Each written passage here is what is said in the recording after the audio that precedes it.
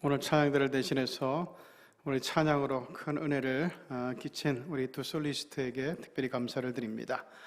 자, 오늘 마태복음 14장 22절에서 32절의 말씀을 우리가 보았는데 이 말씀을 가지고 풍랑위를 걷는 법이라는 제목으로 함께 은혜를 나눠보려고 합니다. 세상에는 우리의 힘과 능력으로 이기기 어려운 적들이 있습니다. 두려움이라든가 걱정이라든가 가난, 실패, 절망, 중병, 고난과 같은 것들이 바로 그러한 적들입니다. 이것들은 하나같이 우리 인생의 풍랑을 일으켜서 행복을 빼앗고 기쁨을 빼앗아 인생을 파괴하고 피폐하게 만듭니다. 오늘 본문은 이와 같은 인생의 풍랑을 이겨내는 방법을 우리에게 가르쳐 주고 있습니다. 먼저 첫 번째 마태복음 14장 22절을 보지요. 예수께서 즉시 제자들을 재촉하사 자기가 무리를 보내는 동안에 배를 타고 앞서 건너편으로 가게 하시고 라고 이야기하고 있습니다. 즉시 제자들을 재촉하신 이유가 있습니다. 요한복음 6장 14절에 보면은 그 사람들이 예수께서 행하신 이 표적을 보고 말하되, 여기서 표적은 벳세다 빈들에서 보리떡 5개와 물고기 2마리를 가지고 장정만 5,000명, 그러니까 한 15,000명 정도 가까이 되는 무리들에게 이렇게 보리떡 5개와 물고기 2마리로 배불리 먹이고도 12바구니가 남았던 그 기적의 사건을 얘기합니다. 자, 그 표적을 보면서 사람들이 뭐라 그러는가 하면은 이는 참으로 세상에 오실 그 선지자야 라고 이야기했다는 거예요.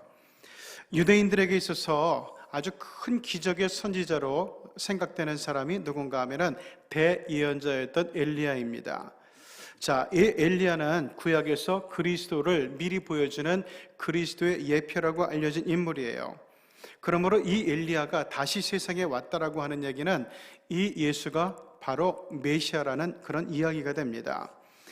유대인들은 메시아가 다시 오면은 유대 민족에게 해방과 독립을 가져올 것이고 구원과 평화를 가져올 뿐이다, 이렇게 생각하고 있었어요. 그래서 이 메시아가 왔기 때문에 유대 민중들에게 생각이 달라집니다. 이제 저 여우 헤롯처럼 로마에 빌붙어 가지고 유대를 다스리는 이런 임금 따윈 필요 없어. 유대의 진정한 임금이 될 분은 지금 여기 우리 가운데서 엄청난 기적을 일으키신 예수님 뿐이야. 이분이 바로 우리가 기다리던 메시아가 틀림없어 라고 생각하게 되었다는 거예요. 그런데 그 덕에 당장 즉시 예수님을 메시아로 떠받들려는 목적은, 속뜻은 사실 따로 있었어요. 여기 모인 사람들은 가난한 사람들이죠. 하루하루 먹고 살기가 어려운 사람들입니다. 그래서 생각했어요. 예수님만 임금 삼으면은 이런 조그만 도시락 갖고도 이 많은 사람들을 먹이고도 남는 분을 예수님 임금을 삼으면은 앞으로 우리가 먹고 사는 문제는 다 해결된다. 아마도 이런 생각이 지배적이지 않았겠나. 그래서 예수님을 15절을 보면은, 요한복음 6장 15절을 보면은 억지로 붙들어서 예수님을 임금 삼으려고 하는 이 무리들의 모습이 나오고 있어요. 자, 그런데 이 무리들의 생각은 굉장히 위험한 생각이었습니다. 우리 예수님께서는 인류의 죄악을 대속해주고 인류를 구원해줄 메시아로 오신 분이지 유대인들의 먹을 거나 조달해주는 조달청 메시아로 오신 분이 아니었다는 거예요. 그래서 예수님께서는 이 자리는 우리가 있어서는 안 된다, 길게 머물러서는 안 된다 여기시고 제자들아 당장 여기를 떠나거라 라고 명령을 내리게 됩니다. 자, 그렇다면은 두 번째로 건너편으로 갔다 그러는데, 현재 기적이 일어난 장소가 어딘지를 알아야 그 건너편을 알 수가 있어요. 여러분, 저기 그림을 보시면은 여기가 바로 오병이어의 기적이 벌어졌던 벳세다 광야예요. 그러면 저 건너편이 어딜까 하는 거죠. 자, 누가복음 9장을 보면은 예수님께서 지금 말씀을 전하시는 곳이 벳세다라고 하는 지명이 아주 선명하게 나와 있어요. 그 11절을 보면은, 누가복음 9장 11절을 보면은 무리들이 예수님을 벳세다 광야로 따라왔어요. 거기서 예수님께서는 하늘나라의 일을 이야기하시면서 산상수훈을 얘기해요. 그리고 병 고칠 사람들을 고쳤죠. 자, 그리고 나서 벌어진 일이 누가복음 9장 16절에 나오는데, 예수님께서 떡 5개와 물고기 2마리를 가지고 그들을 먹이고도 남는 그런 역사가 여기서 생기게 되는 거예요. 자, 그러면은 예수님께서 제자들을 떠나보내신 장소가 어딜까? 이게 요한복음에 나와요. 여러분, 그 복음서는 마태, 마가, 누가, 요한이 나오는데, 요한복음은 이 마태, 마가, 누가복음, 공관복음 같은 관점으로 쓴 세 개의 복음서와 요한복음은 굉장히 그 결이 다른 복음서예요. 그렇기 때문에 이 요한복음에까지도 같이 기록된 사건이라는 것은 어마어마한, 그 당시에 정말 어마어마한 반향을 일으켰던 아주 중요한 사건들, 아주 중요한 기적들이라는 얘기인데, 바로 오병이어의 기적이 4개의 복음서에 다 기록될 만큼 유대에 널리 알려진 역사적인 사건이었다는 거예요. 자, 그래서 요한복음 6장 17절을 보면은 그 건너편이 어딘가 하면 계속 보여주세요. 그 건너편이 어딘가 하면은 배를 타고 바다를 건너 가버나움으로 가는데, 사진 저쪽 편이 가버나움이라는 얘기인데, 마가복음 6장 53절을 보면은 건너가서 게네사렛 땅에 이르러 됐다라는 구절이 있어요. 왜 이렇게 가버나움이라고도 그러고 게네사렛이라고도 그러나, 저쪽 건너편 지역이 바로 게네사렛 지역이고, 그 안에 있던 로마 사람들이 세웠던 도시가 카르퍼나움, 가버나움이었어요. 그래서 게네사렛 지역의 가버나움으로 건너편으로 제자들을 보냈다는 얘기예요. 이제 다시 본문으로 돌아옵니다. 23절, 무리를 보내신 후에 기도하러 따로 산에 올라가시니라. 저물매 예수님은 거기에 혼자 계셨다는 거예요. 여러분, 세상이 주는 유혹이 얼마나 달콤합니까? 거기 있으면 예수님 이제 더 이상 고생할 필요도 없고 십자가 질 필요도 없어요. 사람들이 유대의 왕으로 섬기려고 합니다. 임금 삼으려고 합니다. 영광의 자리이고 명예의 자리예요. 예수님께서는 이 세상에 주는 달콤한 유혹을 이겨내기 위해서 어떤 방법을 쓰셨는가 하면은 기도라고 하는 방법을 쓰세요. 제자들을 다 보내고 무리들에서 떨어져 나와서 산에 올라가서 홀로 기도하셨다는 거예요. 그 다음에 세상에 주는 달콤한 유혹을 이겨내는 제자들의 방법이 나오는데, 이것은 예수님이 이겨내는 방법하고 달라요. 예수님은 기도로 유혹을 이겨내려고 했는데, 제자들은 달콤한 유혹을 이겨내는 방법으로 뭘 선택했는가 하면은 순종을 선택했어요. 베세다는 영광의 자리이고 달콤한 유혹의 자리예요. 예수님을 유대 임금으로 추대하려는 무리들을 보면서 제자들이 이런 욕심을 냈을 거예요. 예수님께서 유대 임금이 되시면은 우리는 예수님의 최측근인데, 그러면 판서짜리 하나는, 장관짜리 하나는 따놓은 당상이야 라고 하는 생각이 안 들 수가 없죠. 실제로 예수님의 제자들은 이 생각이 언제까지 계속되고 있었는가 하면은 예수님께서 십자가에 못 박히기 전까지도 이 생각이 계속 따라다녔어요. 그래서 예수님께서 금요일에 십자가를 지는데 그 전날 목요일에 세족식을 하셨거든요. 왜 세족식을 하셨는가 하면은 제자들 가운데 싸움이 일어났거든요. 무슨 싸움이 일어났는가 하면은 세베대의 두 아들 야고보와 요한, 성경을 보면은 어머니가 와서 얘기했다고도 그러는데, 예수님께서 왕좌에 오르실 때, 영광의 자리에 오르실 때 우리 아들 중 하나는 예수님의 오른편에, 하나는 예수님의 왼편에 앉게 해주십시오 부탁하는 장면이 나와요. 그러니까 예수님의 좌의정, 우의정이 되게 해달라는 얘기예요. 아마 베드로가 영의정 자리는 따놓고 있지 않을까, 그렇게 생각해서 그렇게 부탁했는지도 모르지만 어쨌든 제자들 사이에 난리가 났어요. 왜 우리는 자격이 없냐? 왜 너희들만큼 중요한 자리, 높은 자리에 앉으려고 하느냐? 그러면서 막 제자들끼리 다툼이 일어났어요. 그래서 예수님께서 하신 말씀이, 야, 으뜸이 되려면 남을 섬기는 사람이 되어야 된다 하면서 예수님께서 스승이 자리를 낮춰가지고 무릎을 꿇고 제자들의 발을 닦아주셨단 말이에요. 자, 이런 제자들을 볼 때 이 제자들이 달콤한 유혹이 남아있는 영광의 자리 베세다 빈들을 떠나는 것은 굉장히 쉽지 않은 일이었을 거예요. 그런데 성경을 보면은 더없이 미련해 보이고 부족해 보이는 예수님의 제자들이 나오는데, 그럼에도 불구하고 예수님께서 이들을 부르신 이유가 있어요. 이들은 일단 주님이 말씀하시면 우리는 이해가 안 돼도 순종합니다. 마음에 들지 않아도 순종합니다. 남들이 뭐라든 순종합니다. 우리는 끝까지 순종합니다. 이 정신이 있었거든요. 이런 순종이야말로 충성의 가장 확실한 증거예요. 하나님께서 우리에게 원하시는 믿음은 똑똑하고 영악한 믿음이 아닙니다. 끝까지 순종하는 충성의 신앙을 원하세요. 그래서 요한계시록 2장 10절에도 보면 이런 말씀이 있어요. 내가 죽도록 충성하라. 그리하면 내가 생명의 면류관을 내게 줄 것이다. 약속하는 말씀입니다. 이제 본문으로 돌아옵니다. 24절. 이 제자들이 순종을 했어요. 떠나갑니다. 배가 이미 육지에서 술이나 떠나서 바람이 거스름으로 물결로 말미암아 고난을 당하더라. 개역 성경에서는 풍랑이 일어났다고 묘사가 되고 있어요. 어쨌든 큰 바람이 생기고 소용돌이 바람이 생기고 거기에 풍랑이 일어나게 됩니다. 자, 그런데 25절, 밤 사경에 예수께서 바다 위로 걸어서 제자들에게 오시니라고 하는 구절이 있어요. 여러분, 이 두 가지의 구절 속에서는 제자들의 신앙의 깊이와 수준이 여실히 드러나고 있어요. 우리 주님의 말씀에 순종할 때 결심하고 실천에 옮기기는 어렵지 않아요. 그러나 끝까지 순종하는 것은 어려운 문제입니다. 그런데 여기 제자들을 보면은 끝까지 순종하는 모습이 나와요. 심지어는 목숨을 거는 모습이 나와요. 지금 예수님의 말씀에 순종해서 베세다 빈들을 떠나서 저기 게네사렛 지역의 가버나움 도시로 향해 가고 있는데 풍랑이 일어났다는 말이에요.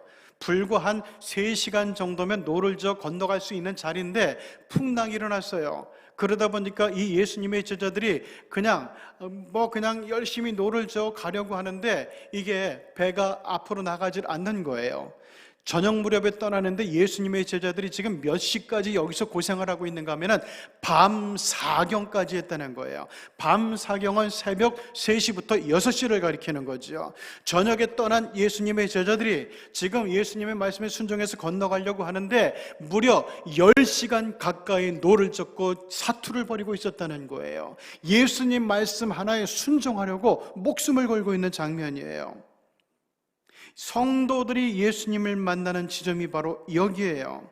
예수님은 충성된 믿음을 절대로 외면하시지 않는 분이에요. 26절, 제자들이 그가 예수님께서 바다 위로 걸어오심을 보고 놀라 유령이라 하며 무서워하여 소리 지르거늘. 여러분, 깜깜한 밤에, 풍랑이는 밤에, 칠흑같이 어두운 밤에 풍랑이를 걸어가지고 누가 걸어온다고 보세요. 제자들이 지금 반응이 이상한 게 아니에요. 놀라서 유령이라 하며 소리 지르거늘 그냥 소리를 빽빽 지르면서 야 귀신이야 귀신이야 어떻게 하면 좋아 이랬다는 거예요. 여러분, 세상에서 제일 무서운 귀신이 뭡니까? 저는 개인적으로 어릴 때 물귀신이 제일 무서웠어요. 소양강에서 수영을 하다 보면은 그때 우리가 항상 가려고 하던 데가 그 소양강 한가운데는 중도였거든요. 거기 수박밭이 많아가지고. 그래서 헤엄을 쳐가지고 가서 수박밭에 가서 못된 짓 하고 이렇게 이제 오곤 했는데 한 4학년 때면 그 일을 시작해요. 그런데 그 수영을 해서 강을 갈 때 개구장이들이 한 가지 약속하는 게 있어요. 금기시되는 약속인데 이게 뭔가 하면은 절대로 무슨 일이 생겨도 그 누군가를 남겨놓고 먼저 도망가지 않는다. 이 약속을 해요. 왜냐면은 가다 보면 수초에 발이 걸려요. 그러면은 꼭 밑에 누가 잡아다니는 것 같아요. 그러면은 하면은 그러면 이제 주위로 몰려들어가지고 같이 위험에서 벗어나고 같이 가야 되거든요. 근데 약속이 지켜진 적이 한 번도 없어요. 한 번은 제가 수초에 걸렸어요. 그래가지고 누가 날 잡아. 그러니까 이놈들이 그냥 얼마나 빨리 헤엄쳐 가는지 혼자 남아가지고 야 진짜 그냥 사색이 다 되죠. 그 잘못하면 죽어요. 거기 겁에 질리면은. 어쨌든 그런 적이 꽤 많았는데 하여간 그 어릴 때부터 이 물에서 있다가 물귀신 얘기를 들으면은 얼마나 두렵고 소름 끼쳤는지 몰라요. 그러니까 제자들이 지금 물 위로 걸어서 오는 누군가를 보고 야, 저 물귀신이야 유령이라 소리를 빽빽 지르면서 무서워한 것은 이거는 아주 당연한 현상이에요. 자, 그런데 그 예수님께서 27절을 보면은 제자들이 소리를 빽빽 지르니까 즉시 이르시되 안심하라 나니 두려워하지 말라라고 말씀해요. 자, 예수님께서 즉시 말씀하셨다는 거예요. 충성된 믿음의 사람들에게 우리 주님은 응답을 주저하지 않으신다는 거예요. 왜냐하면 그럴 필요가 없어요. 더 이상 이 제자들에게, 목숨 걸고 순종하는 충성스러운 제자들에게 무슨 믿음을 더 확인하겠어요? 완벽한 믿음 아닙니까? 그러니까 예수님께서는 이 충성된 믿음을 보이는 사람들에게는 주저하지 않는다는 얘기예요. 이게 창세기 22장에도 똑같이 나옵니다. 하나님께서 어느 날 아브라함에게 명령하시죠. 야, 너 모리아 산에 가서 네 사랑하는 독자 이삭을 나한테 제물로 바쳐 라고 얘기합니다. 물론 죽이라는 얘기겠어요? 시험하는 거겠지. 어쨌든 아브라함은 그 말씀에 고지고대로 순종하는 모습을 보이죠. 창세기 22장 10절 손을 내밀어 칼을 잡고 그 아들을 잡으려 하니, 죽이려고 했다는 거예요. 제물 삼으려고. 그러자 11절에 놀라운 일이 벌어져요. 여호와의 사자가 하늘에서부터 그를 불러 이르시되 아브라함아 아브라함아 하시는지라 그 아이에게 내 손을 대지 말아라. 그에게 아무 일도 하지 말아라. 내가 내 아들 내 독자까지도 내게 아끼지 아니하였으니 내가 이제야 내가 하나님을 경외하는 줄을 알겠다. 그러면서 이 가나안 땅 주위에 보이는 모든 것을 내게 주겠다고, 그리고 내 자손이 하늘의 별과 같이 바닷가의 모래같이 많게 해주겠다고 축복하시고 약속하는 장면이 나와요. 저는 하나님께서 이렇게 급하신 장면은 처음 봤어요. 하나님께서 충성된 믿음을 보이는 사람들에게는 절대로 더디우시지 않아요. 그리고 주저하시지 않고 응답해 주세요. 베드로를 대하시던 주님도 마찬가지예요. 말도 안 되는 요청을 베드로가 하죠. 28절 베드로가 대답하여 이르되 주여 만일 주님이시거든 나를 명하사 물 위로 오라 하소서 하되, 29절 오라 하시니 베드로가 배에서 내려 물 위로 걸어서 예수께로 갔다고 얘기합니다. 아니, 예수님 보세요. 지금 수제자 베드로지만은 예수님께서 막 오시는 걸 보고 사자들이 야 저거 물귀신냐 소리를 빽빽 지르는데 예수님께서 나야 두려워하지 말라 말씀하셨어요.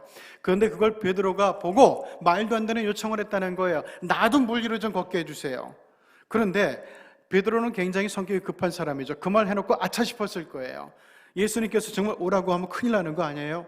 그런데 예수님께서 아니나 달라요. 베드로 와 이렇게 하는 거예요.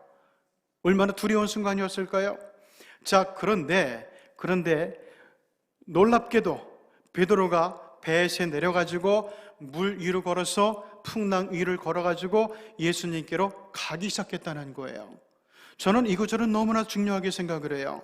당연히 안 돼 할 줄 알았는데 예수님께서 흔쾌히 허락하셨다는 것은 뭘 의미하는가 하면은 일정한 조건 위에서라면은 사람이 풍랑 위를 걸을 수가 있다는 거예요. 저는 이 풍랑을 오늘날 우리가 정말 다양하게 해석할 수 있다고 생각을 해요.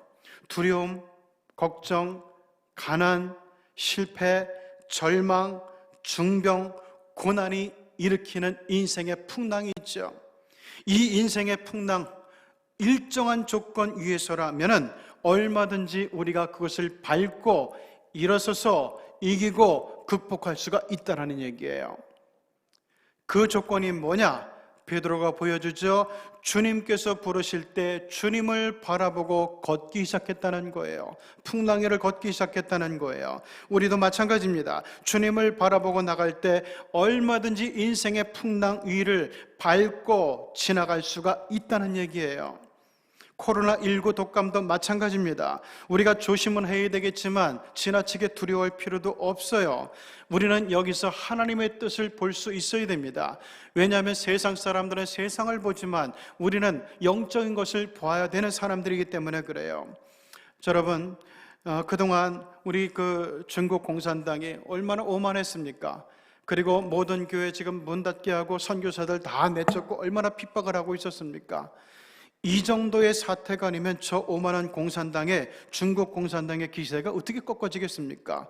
또 이거 아니면 이 못된 신천지, 정부도 어쩔 수 없었던 이 못된 신천지 어떻게 박살낼 수 있겠습니까? 충성의 믿음은 두 가지의 요소를 품고 있어요. 첫째는 나는 어떤 일이 있어도 오직 주님만 바라본다. 바로 이 믿음 위에서 풍랑회를 걸을 수가 있어요. 두 번째, 난 무슨 일이 생겨도 끝까지 주님만 의지한다. 이 믿음을 갖고 있을 때 풍랑에 서로 빠진다 하더라도 구원을 받을 수 있다는 거예요. 그게 30절에서 베드로가 보여주죠. 바람을 보고 무서워 빠져가는지라 소리 질러 이르되 주여 나를 구원하소서 하니, 드디어 베드로가 빠지기 시작합니다. 여기 성경을 보면은 무서워 빠졌다라고 그러잖아요. 무서워 빠져가는 그 찰나의 순간을 언급하고 있어요. 자, 이 베드로가 왜 빠져들어가기 시작했을까요? 왜 그랬을까요? 사람이니까 그렇죠. 그렇잖아요. 이 사람이 물에 좀 풍랑위로 걸어가는 게 정상이에요? 빠지는 게 정상이에요? 빠지는 게 정상이에요. 당연해요. 우리도 마찬가지예요. 그리스도인은 풍랑에 안 빠집니까? 휩쓸리지 않습니까? 독감 안 걸립니까? 여기에 절대로 안 빠지는 게 더 이상한 거예요. 중요한 것은 뭐냐? 이 풍랑이 올 때 이를 밟고 극복하는 거예요. 풍랑에 빠질 때 허우적거리지 않고 이를 이기고 빠져나오는 게 더 중요한 거란 말이에요. 이 경우에 우리는 베드로를 꼭 본받을 수 있어야 됩니다. 베드로는 뭐라 그러죠? 빠져가는 그 순간에 먼저 주여 나를 구원하소서 다시 주님을 바라보고 주님께 호소하고 주님을 향해 외쳤다는 거예요. 이건 굉장히 대단한 믿음입니다. 여러분, 베드로는 어디가 고향이죠? 갈릴리 호수 옆에가 고향이에요. 거기서 베드로는 평생 고기잡이 했어요. 바다에서 살아온 바다사나이입니다. 수영 문제가 아니에요. 실제로 예수님께서 부활하신 후에 제자들이 디베리아 호숫가에서 예수님을 바라보고 그 차가운 새벽바다 위로 풍덩 다이빙해서 예수님을 향해 헤엄쳐가던 사람이 누군가냐? 바로 수제자 베드로였어요. 베드로의 수영 실력은 이미 증명된 실력입니다. 지금 예수님이 얼마나 떨어져 있을까요? 밤 사경, 칠흑 같은 밤, 폭풍우가 일어나는 밤이니까 예수님 5m 정도 더 떨어지면 못 볼 거예요. 그러니까 한 요만큼 떨어져 있어요. 베드로가 예수님의 말씀을 듣고 가다가 중간에 지금 빠져들어가는 순간이에요. 그러면 배에서 얼마나 갔을까요? 기껏해야 2m, 3m밖에 못 갔을 거예요. 2m, 3m 정도라면 배가 아직 뒤집힐 정도도 아니니까 베드로의 수영 실력 정도라면 몸을 돌려가지고 이 배로 돌아오는 것은 일도 아니에요. 그것은 하나도 어려운 일이 아니었습니다. 그런데 베드로는 자세히 보세요. 베드로가 물에 빠져들어가는 그 순간 어떻게 했어요? 내 수영 실력을 의지해가지고 내심을 의지해서 벗어나려고 했을까요? 아니라는 거예요. 주여 나를 구원하소서. 내가 힘도 있는데 내가 배까지 돌아갈 실력도 있는데 주님을 찾았다는 얘기고 주님을 불렀다는 얘기고 주님께 기도했다는 얘기예요. 이것이 얼마나 중요한 믿음인지 몰라요. 그러자 31절에 예수님의 반응이 나와요. 예수께서 즉시 손을 내밀어 그를 붙잡으시며 이르시되, 여기서 즉시라는 말, 유데오스라는 말을 쓰고 있는데 이거는 찰나의 순간을 의미하는 거예요. 영어에서는 at once 이렇게 번역할 수 있는데 즉시 찰나의 순간에 예수님께서 물에 빠져들어가는 베드로를 딱 낚아채셨다는 의미예요. 이게 무슨 얘기죠?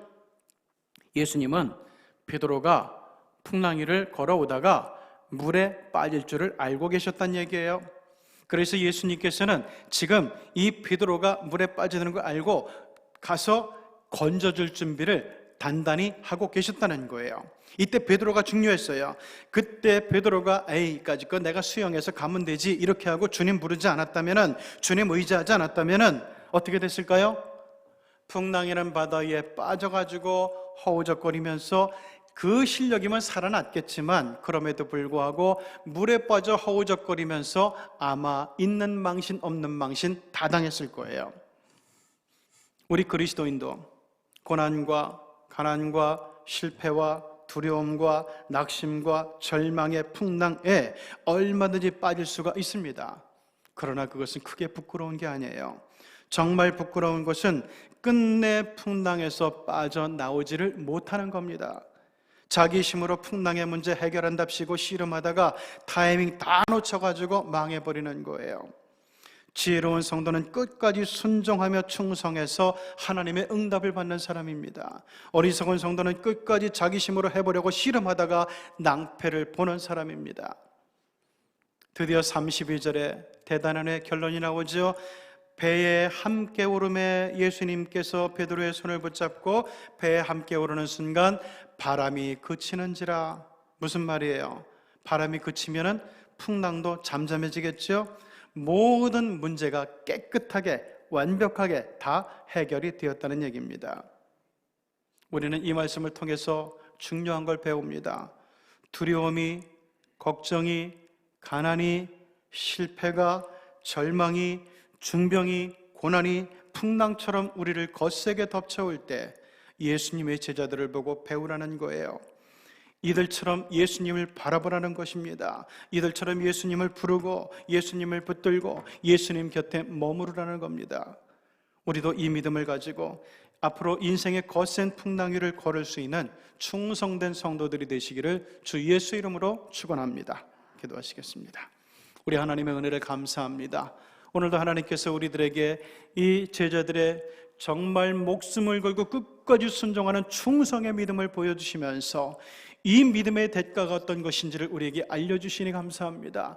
우리도 이 충성된 믿음으로 아버지 하나님, 우리가 당하고 있는 이 현재의 인생의 경랑위를, 그리고 앞으로 다가올 미래의 인생의 풍랑위를 걸을 수 있는, 정복할 수 있는, 능히 극복할 수 있는 믿음의 사람들이 될 수 있도록 하나님께서 도와주시기를 원하고, 특별히 하나님 아버지, 서로 우리가 중간에 믿음이 약해서 서로 우리가 정말 세상을 보면서 주님을 놓치면서 물에 빠져들어간 한이 있어도 베드로처럼 즉시 주님을 부르고 믿음을 바로잡는 가운데서 풍랑에 빠져 허우적거리지 않고 얼른 빠져나와서 우리 하나님과 더불어서 평안의 기쁨을 누릴 수 있는 우리 사랑하는 희경의 식구들 되게 하여 주시옵소서. 지금 코로나19 바이러스 풍랑이 전 세계를 강타하고 휩쓸고 있는데, 이러한 때에도 하나님 아버지, 이 믿음으로 우리가 견디고 이기고 극복하고 이 독감의 풍랑위를 걸어갈 수 있는 베드로의 후계자들이 될 수 있도록, 예수님의 제자들의 21세기 제자들의 모습으로 이어갈 수 있도록 하나님, 우리 시경교우들과 일터와 가정과 자녀들 가운데 우리 하나님께서 정말 능력의 손으로, 사랑의 손으로 지키시고 이끄시고 보호하여 주시옵소서. 예수님의 이름으로 기도드리옵나이다.